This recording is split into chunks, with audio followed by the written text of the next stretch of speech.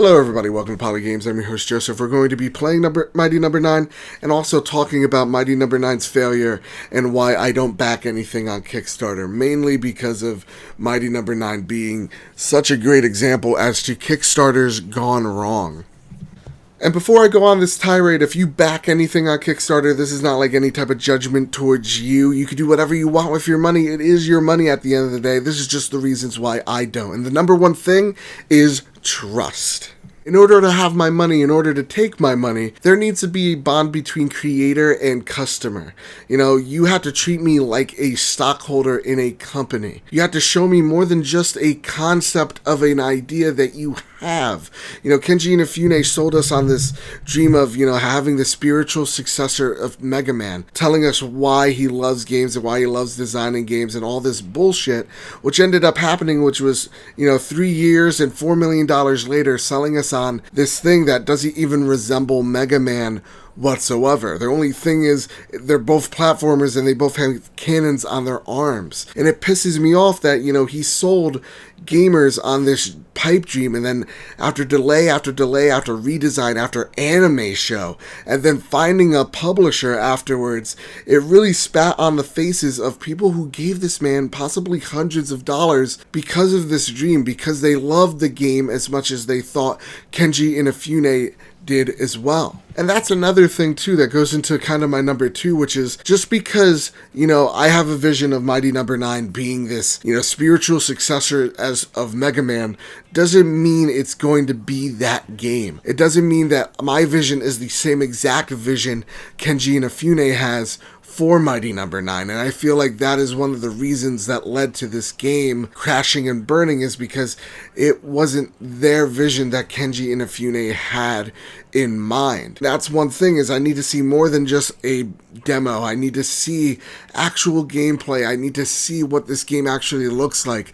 That's why I prefer the old-timey way of looking at games like Battlefield 1 going, oh, okay, that looks nice, or, looking at things like, I don't know, fucking Call of Duty. I seen the gameplay, I see what it looks like, and I'm like, not interested, I'm gonna pass. That's what I prefer in a game, is looking at it evolve over time, and then I make my judgment and I purchase that game if I want to purchase it. This whole thing of, I'm gonna trust your word, and I'm hoping that this game is the same thing I have in my head, and then my expectations are too high and it's not met, I'm going to be disappointed. And that's what happened with this game after delay, after PR statement, after dumb PR statement, trying to start a Kickstarter while you're working on this game. God, that was so fucking weird.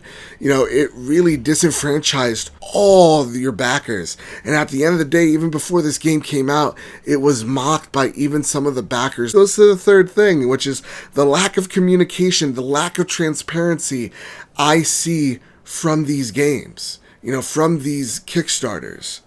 I see people like the creator of Shenmue, right?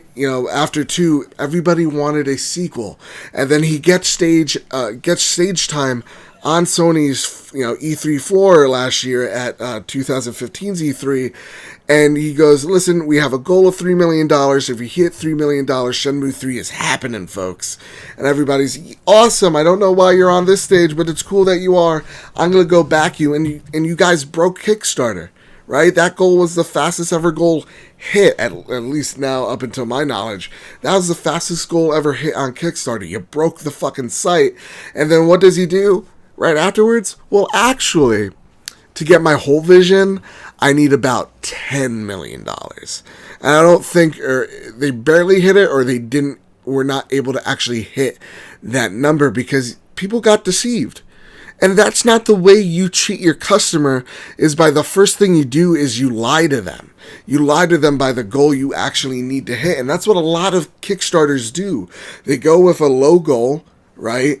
And then they reach that goal in record time, quote unquote, and they're like, look at awesome. They get publicity, they get extra revenue because people go, wow, this idea really works.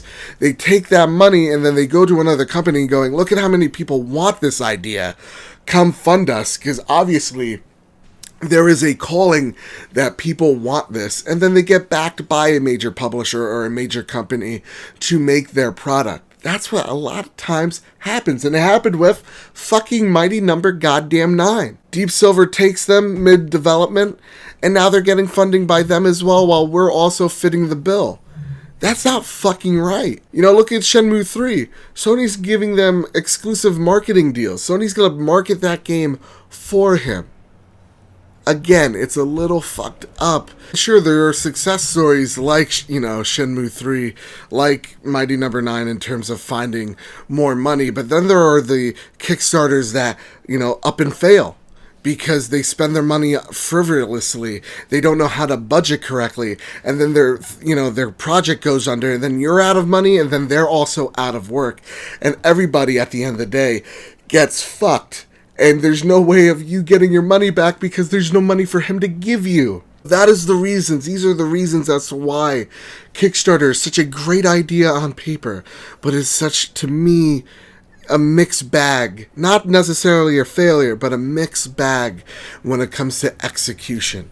It's all about risk, and a lot of people going into it don't necessarily see it like that, and they get burned, like so many backers of things like Allison Road, like Mighty Number 9. A, fail to get their expectations, or B, just fail and flop entirely, you know? So at the end of the day, I said that word wrong. Whatever, gonna continue it. That's why I support things like Patreon. You know, I can support creators, and if I end up not agreeing or not liking their content, I can just pull, you know, my money from them because they're not representing me anymore. You know, that's why I give to things like Kinda Funny. I give to, you know, small creators like MC Fixer, which I'll give a link down to his Patreon down below. This isn't an advertisement. He's a great guy. He helps me out so much. And yeah, he runs a great Patreon and makes great content. And that's why I'm going to back him, because he makes fucking good shit. You know, and the day he doesn't, that day I stop. But I don't think that's anytime soon, because that guy is a fucking genius.